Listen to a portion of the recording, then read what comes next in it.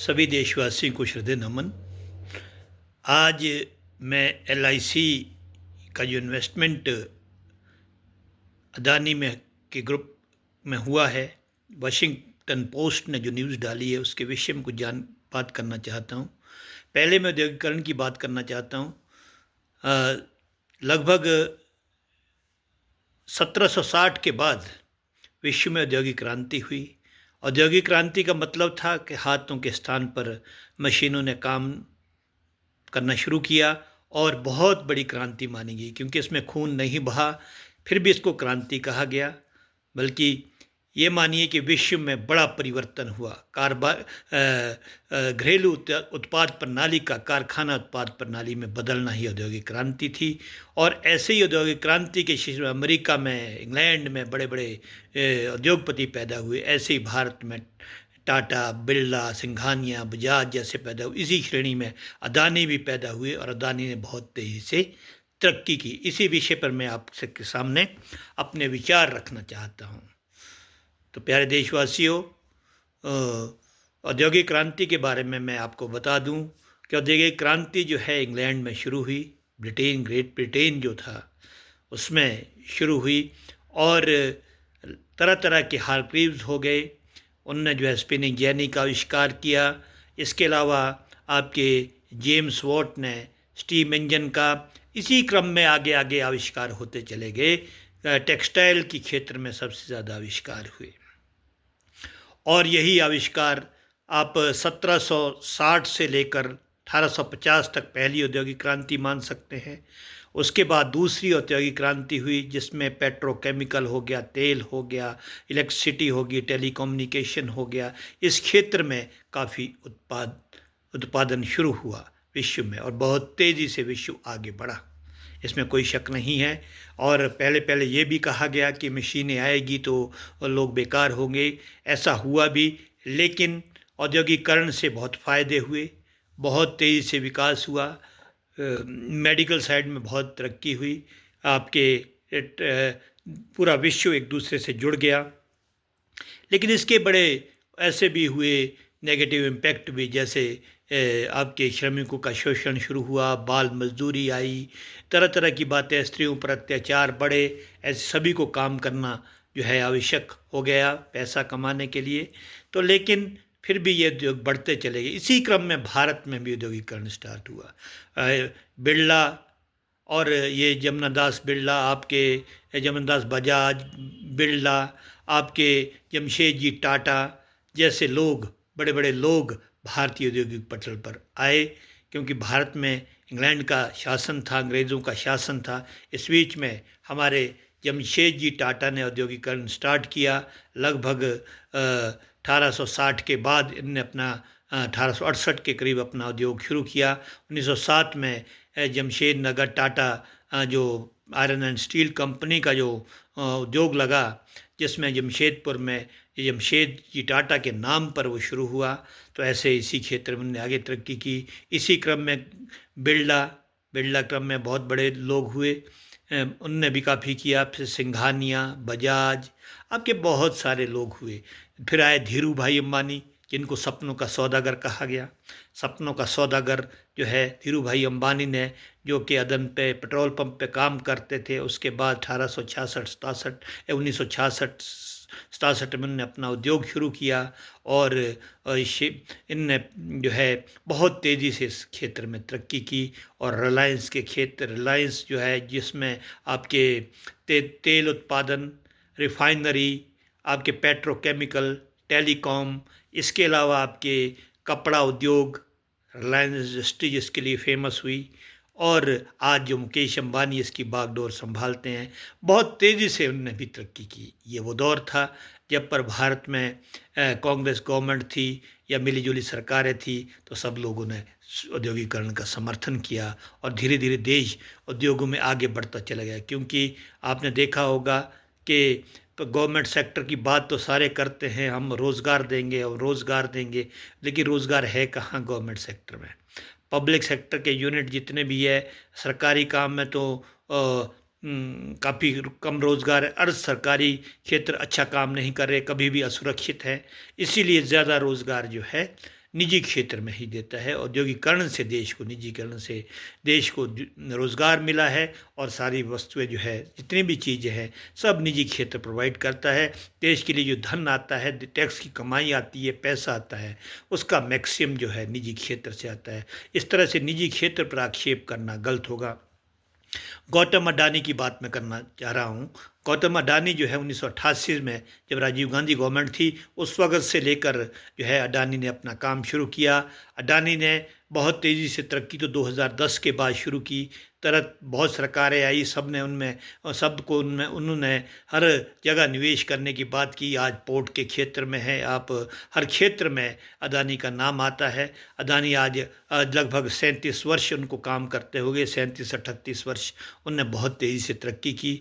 देखिए, हमारे उद्योग अडानी से या अंबानी से या कोई वो नहीं है, लेकिन हम ये मानते हैं कि देश मिश्रित अर्थव्यवस्था है। देश में इस मिश्रित अर्थव्यवस्था में प्राइवेट और पब्लिक सेक्टर का को एग्जिस्टेंस है। ज़्यादातर वामपंथी तो आपने देखा होगा कि औद्योगिकरण के बिल्कुल खिलाफ रहे हैं, लेकिन जब ज्योति बसु की सरकार पश्चिम बंगाल में थी, बड़े पैमाने पर वहाँ पर इन्वेस्टमेंट हुआ। ऐसा नहीं है। और त्रिपुरा में भी इस तरह की स्थिति पैदा हुई। सब ने जो है इन्वेस्टमेंट जो है लाई। केरला में भी यही स्थिति हुई, इन्वेस्टमेंट की बहुत आवश्यकता रही। लेकिन बाकी उद्योगों के तो पीछे आमतौर पर वामपंथी पड़े रहते हैं। जो दक्षिणपंथी ताकतें हैं वो आमतौर पर जो है इनके पीछे, वामपंथी ताकतें इनके पीछे रहती है। दक्षिणपंथी ताकतें जितनी भी है वो इसका साथ देती है। जो मध्य की ताकतें हैं वो बीच का रवैया अपनाती है, ढुलमुल रवैया अपनाती है। तो आपने देखा होगा कि अडानी ने बहुत तेज़ी से तरक्की की। इसमें सभी गवर्नमेंट का हाथ रहा। सारी गवर्नमेंट, चाहे कांग्रेस गवर्नमेंट हो, चाहे ममता गवर्नमेंट हो, चाहे आपके अशोक गहलोत की गवर्नमेंट हो, चाहे इधर आपके छत्तीसगढ़ में या मध्य प्रदेश में जो सरकारें रही, ये आपके राजस्थान में रही गहलोत गवर्नमेंट, सब ने इन्वेस्टमेंट किया। सब जगह अडानी ने इन्वेस्टमेंट किया, सब जगह उनको निमंत्रण दिया गया। लेकिन दोहरा चेहरा ये होता है कि अडानी क्यों वो करना। अब ये ज़रूर है कि भाई सरकार को अडानी का साथ देना पड़ता है, अंबानी का साथ देना पड़ता है, सब्सिडी देनी पड़ती है। इसका कारण ये होता है कि देश में जो अरबों अरबों अरबों पैसा जो आता है वो इन्हीं उद्योगपतियों से आता है। और लाखों लाखों लोगों को, करोड़ों लोगों को मान लीजिए इस देश में रोज़गार किन ने दिया हुआ है? इन उद्योगपतियों ने दिया हुआ है। इन उद्योगपति अगर उद्योग किसी स्थिति में अच्छी तरक्की नहीं कर रहे तो उनके उद्योगों के लिए सब्सिडी देनी पड़ती है, क्योंकि जो पैसा, बहुत ज़्यादा पैसा इन उद्योगों से गवर्नमेंट को मिलता है, उसी में से गवर्नमेंट देती है। गवर्नमेंट को अपने खजाने से नहीं देती है। गवर्नमेंट इनके लोन माफ़ करती है। लोन माफ़ के पीछे उनको, गवर्नमेंट को पता है कि बहुत सारे लोगों को रोज़गार इन्होंने दिया हुआ है।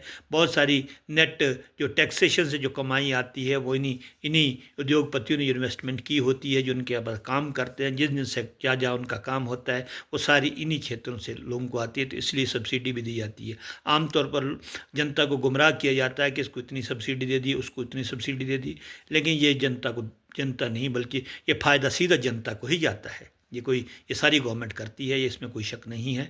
अडानी इसलिए कि अडानी, क्योंकि ये गुजरात के क्षेत्र से है, तो मोदी जी को जो है टारगेट करना अवश्य है, तो बार बार किया जाता है। आजकल आपने देखा होगा एक हिंडनबर्ग कंपनी है जो कि अब लगभग फेल हो गई। उसने बड़ा अडानी के विरुद्ध बड़ा षड्यंत्र रचा।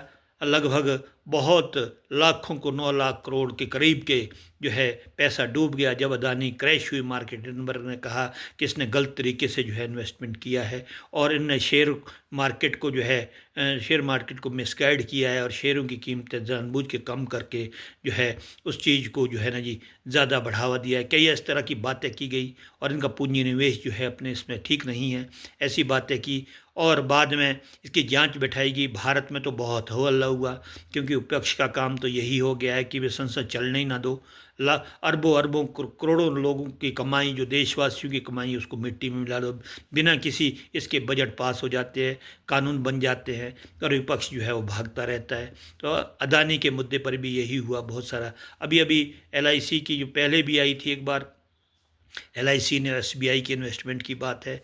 अब SBI ये भी आमतौर पर गवर्नमेंट का कंट्रोल इन पर रहता है। तो LIC में जो जितने भी है अभी पहले उन्होंने इन्वेस्टमेंट किया था, एक आंकड़ा मेरे पास रहा था, उन्होंने 39,000 करोड़ का इन्वेस्टमेंट किया था, जो कि एक ही साल के बाद जो है वो लगभग 62,000 करोड़ हो गया और 22,000 करोड़ का फ़ायदा हुआ। अब जो भी कंपनियां वो अपना फ़ायदा देखेगी। अगर विदेशी कंपनियां भारत में आती, अमेरिका तो चाहता है कि अमेरिका के उद्योग ही चले, अमेरिका की सब चीज़ें चले, अमेरिका की वस्तुएं बिके, इसीलिए वो भारत में जो भारत के निजी स्वदेशी जो वो होते हैं उपक्रम, जितने भी उद्योग होते हैं उनके पीछे पड़े होते हैं। रामदेव जी ने जो बहुत हज़ारों करोड़ का जो इन्वेस्टमेंट किया, जो जब पैसा आया, जो पैसा जो उद्योग उनने लगाए, जो दवाइयाँ हैं या कोई और प्रोडक्ट है जो उनने खींचे, कहीं ना कहीं विदेशी जो प्रोडक्ट है, मल्टीनेशनल कंपनी के जो प्रोडक्ट है, उन पर उनसे ही रामदेव जी को फ़ायदा मिला।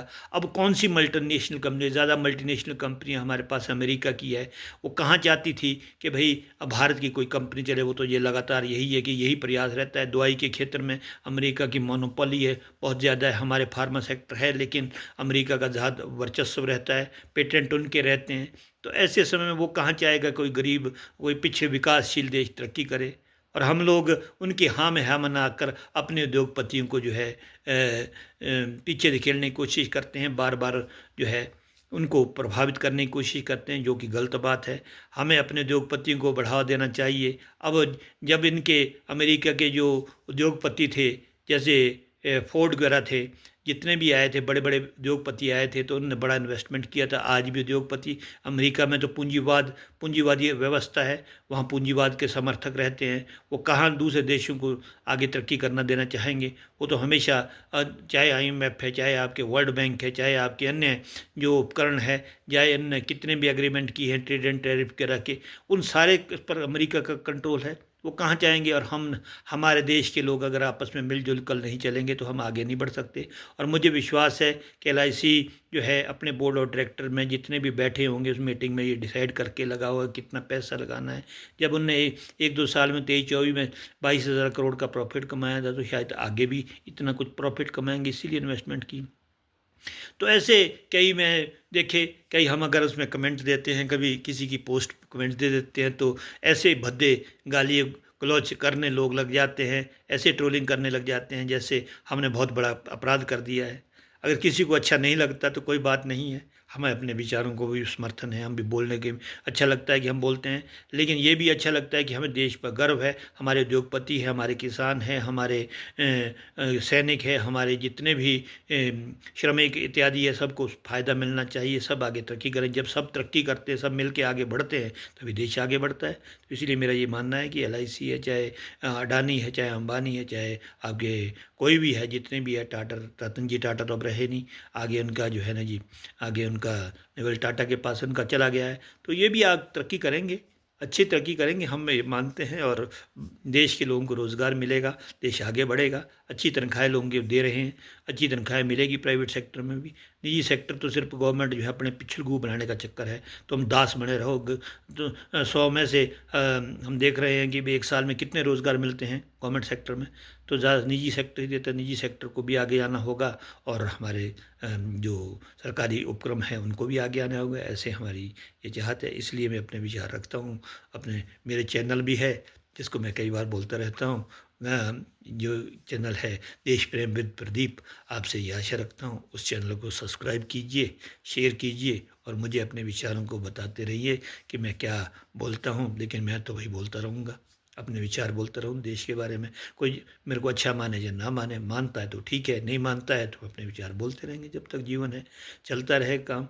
बाकी जो है आप कुछ लोग मेरे विचारों को सुनते हैं, आपका बहुत बहुत धन्यवाद। और इस तरह के वीडियो आगे देखने के लिए मेरे इस पर फेसबुक में तो मैं डालता ही रहूँगा, और आगे अन्य यूट्यूब में भी डालता हूँ, इंस्टाग्राम में भी डालता हूँ। तो मेरे अपने विचार हैं, अपने विचार साझा करता रहूँगा। बहुत बहुत धन्यवाद।